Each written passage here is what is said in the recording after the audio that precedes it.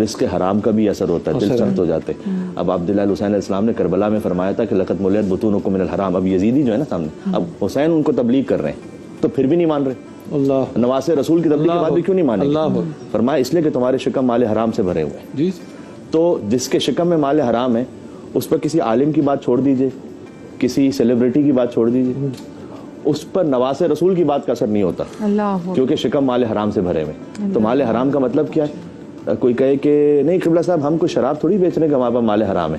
اچھا بہن کا حق دیا تھا وراثت میں؟ وہ تو نہیں غصب کر کے بیٹھے ہوئے تھے.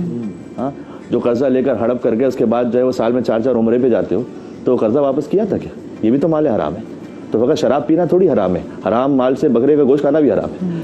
تو اس لیے اچھا یہ تو آپ بڑی ڈسکمفرٹ والی باتیں کر رہے ہیں، مطلب اس میں تو آئینہ سا دکھنے لگتا ہے. جی تو دیکھیں المؤمن مرآۃ المؤمن، حدیث میں یہ بھی ہے نا کہ مومن مومن کا آئینہ ہوتا ہے. تو جب تک آپ آئینہ نہیں دیکھیں، اور آئینہ تو وہی دکھائے گا جو آپ ہیں، جو آئینہ وہی دکھلاتا ہے کہ جو آپ ہیں، اس میں وہ خوبی بھی دکھلاتا ہے اور اس میں کمی بھی دکھلاتا ہے. وہ تو آئینہ بڑا منصف ہوتا ہے.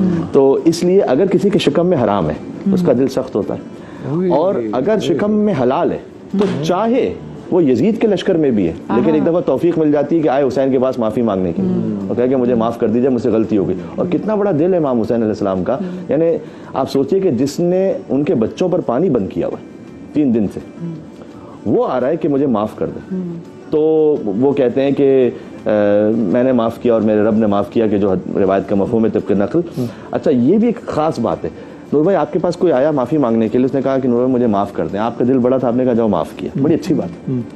بس ہم اور آپ اتنا ہی کر سکتے ہیں. ہم میں سے کوئی یہ نہیں کہہ سکتا کہ رب نے معاف کیا، ہمیں کیا پتا. اور میں تو پھر دیکھیں ایک آتی ہے پریکٹس کہ یار اللہ دے واسطے معاف کر، آپ اللہ ہی کے لیے معاف کر سکتے ہیں چاہے آپ کا دل بھرا ہوا ہو. اور جس وقت پہ معاف کرنا ہے وہ وقت پہ بڑا معنی رکھتا ہے کہ ایک طرف تو التش التش کی صدائیں آ رہی ہے اور وہ اسی شخص نے پانی بند کیا اور وہ آ کے یہاں پہ امیر انیس رحمۃ اللہ علیہ نے کہا کہ دوزخ سے جب آزاد کیا ہور کو خدا نے، تو کھلوا دیے فردوس کے در عقدہ کشا نے، خزانوں پہ رکھا سر جو امام دو سرا نے، تو اعلیٰ کیا ادنا کو بزرگوں کی دعا نے.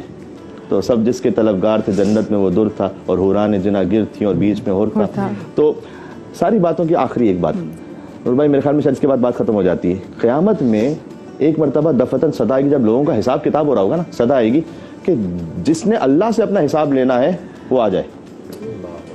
اللہ سے حساب لینا ہے، جس کا حق اللہ کے اوپر ہے وہ آ جائے. وہ کون ہوگا جس کا حق اللہ کے اوپر؟ تاکہ تم نے جس بندے خدا کو معاف کیا نا، اللہ نے وہ حق اپنے اوپر لے لیا. اللہ اکبر. یہ ہے اللہ کے لیے پھر یہ ہے کہ یہ ریکارڈ میں آ گیا کہ تم نے کیا تھا. جی تو جس نے اللہ کے بندے کو معاف کیا تھا